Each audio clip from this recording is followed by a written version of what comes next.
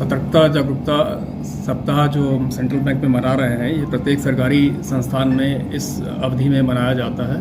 और ये प्रत्येक वर्ष इस चीज़ को हम दोहराते हैं कि सभी नागरिकों को भ्रष्टाचार मुक्त पारदर्शी सेवाएं दी जा सकें।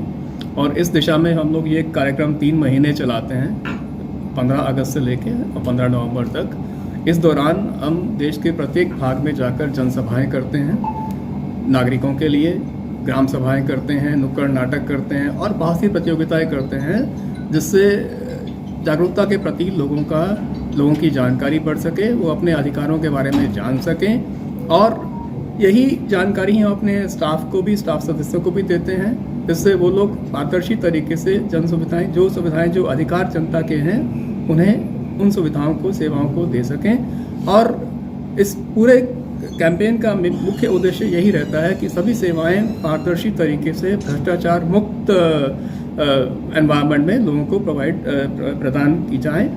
और सेंट्रल बैंक ऑफ इंडिया इस दिशा में बहुत ही सीरियसली इस चीज़ को लेता है और भ्रष्टाचार के प्रति हमारे बैंक में ज़ीरो टॉलरेंस है।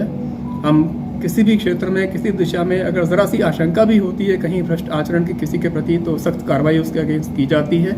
और इस दिशा में इस कार्यक्रम में हम लोगों को, अपने स्टाफ को इसके प्रति जागरूक करते हैं, इसके प्रति उनकी अवेयरनेस बढ़ाते हैं कि किस तरह उन्हें भ्रष्ट आचरण से, भ्रष्टाचार से मुक्त रहना है। और कहीं भी अगर वो इस तरह का कोई आचरण अपने परिवेश में देखते हैं तो उसकी शिकायत तुरंत संबंधित अधिकारी तक करनी है। इसके अलावा बैंक ने बहुत सारी सुविधाएं जारी की हुई हैं, जिससे बिना सामने आए, बिना अपना एक फेसलेस मैनर में, बिना अपना नाम पता बताए हुए इसकी शिकायत उच्च अधिकारियों तक भी की जा सकती है और उसकी पूरी जांच होती है। और जो भी जो दोषी पाए जाते हैं उनको इसमें कड़ी सजा दी जाती है। तो मूल मंत्र है, ना मैं रिश्वत लूँगा, ना मैं रिश्वत दूंगा, ना लेने दूंगा, ना देने दूंगा।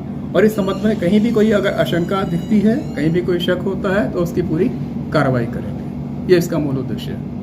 अब जैसे आजकल जो ऑनलाइन के तहत बैंकों से काफ़ी फ्रॉड होता है, उसके प्रति अपना बैंक जो सतर्कता जागरूकता बैंक के तहत क्या कदम उठा रहा है?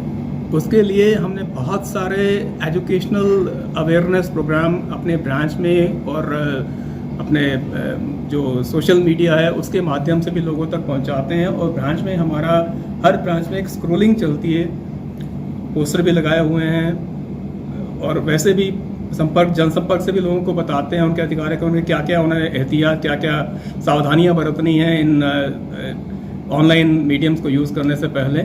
और इसके अलावा हम एजुकेशनल कैंपेन स्कूलों कॉलेजेस में जाके और जनसभाओं के द्वारा भी लोगों को इस तरह की जागरूकता बढ़ाते हैं कि कैसे वो सेफ और सिक्योर मैनर में अपना ऑनलाइन ट्रांजैक्शन कर सकते हैं, ताकि वो किसी भी फ्रॉड से बचे। अगर जैसे किसी व्यक्ति के साथ ऐसा फ्रॉड हो जाता है तो फिर उसके प्रति बैंक जो है वो किस तरह से रिस्पॉन्सिबल होकर वर्क करती है? सबसे पहले तो उसकी शिकायत उनको दर्ज कराई जाती है, उस शिकायत की फिर जांच की जाती है। उसका जरिया और माध्यम क्या है? जी। मैं आपको बताना चाहूँगा, एक नियम है पिडपी के अंतर्गत अगर आप कोई शिकायत भेजते हैं तो आपका नाम और पता हमेशा गुप्त रखा जाएगा। अगर आप चाहते हैं कि आप अपना नाम भी न लिखें तो आप हमारे यहाँ सिर्फ पिडपी लिखकर chief vigilance office Nariman point Mumbai को भेजते हैं, तो हम उस पर पूरी कार्रवाई करते हैं, उसकी जांच कराते हैं और नियमानुसार उस पर एक्शन भी लेते हैं। अगर कोई दोषी पाया जाता है तो एज पर लॉ एक्शन भी होता है। तो आप लोग पिडपी के बारे में जहाँ कहीं भी आप मीडिया से हैं और आपकी पहुँच समाज के हर वर्ग तक है, तो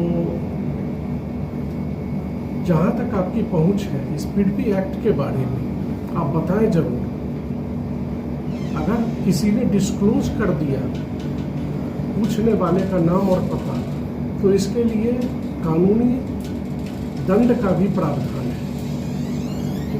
जैसे सर पढ़ा लिखा तबका जो है वो तो चलिए पीडीपी एक्ट के बारे में सहूलियत से इंटरनेट से या किसी भी अन्य माध्यम से जानकारी ले सकता है। जी जी। लेकिन जैसे कुछ हमारे दर्शक ऐसे भी हैं जो पढ़े लिखे न हो हैं, फिर भी हमारे बैंक के ग्राहक हैं, तो फिर उनको आप थोड़ा सा इसमें प्रकाश डालिएगा कि ये पीडीपी एक्ट है क्या और ये कैसे वर्क करती है और इसके तहत जो है उनको क्या क्या मूल अधिकार प्राप्त है। सर, पीडीपी एक्ट के तहत किसी भी व्यक्ति को जो हमारी सेवाओं का उपयोग करता है या सेवाओं का उपयोग नहीं भी करता है और उसे यह ज्ञान प्राप्त होता कि यहाँ पर कोई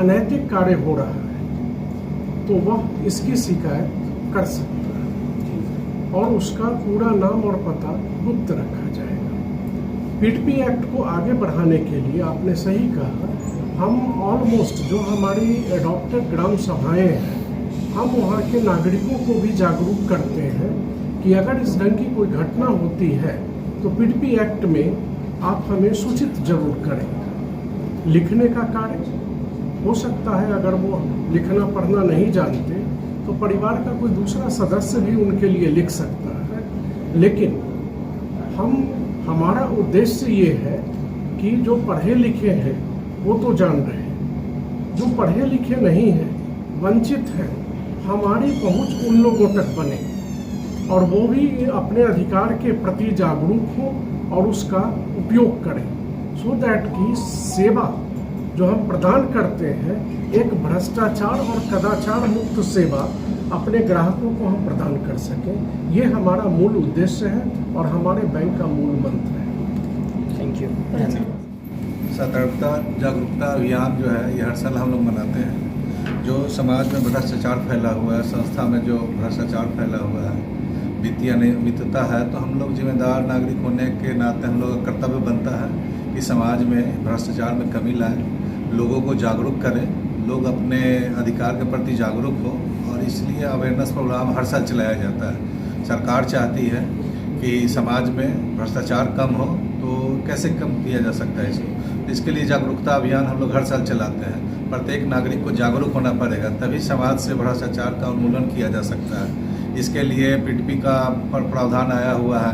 कहीं आपको लगता है किसी ऑफिस में भ्रष्टाचार है, किसी विभाग में है, कहीं पे करप्शन हो रहा है, तो आप इसका सूचना दे सकते हैं। आप गोपनीय तरीके से देख सकते हैं। इन्वेलप के ऊपर कोई नाम नहीं लिखना है। इन्वेलप के अंदर अपना जो शिकायत होगा वो उसमें लिखिए, उसमें अपना नाम मोबाइल अंदर वाले में डालिए, आपका गोपनीय रखा जाएगा। ये नहीं बताया जाएगा किसने कंप्लेंट किया है, तो उस पर एक्शन होता है और हम लोग इस पर काम करते हैं। तो इससे समाज में भ्रष्टाचार कम होता है और ये सामूहिक दायित्व है।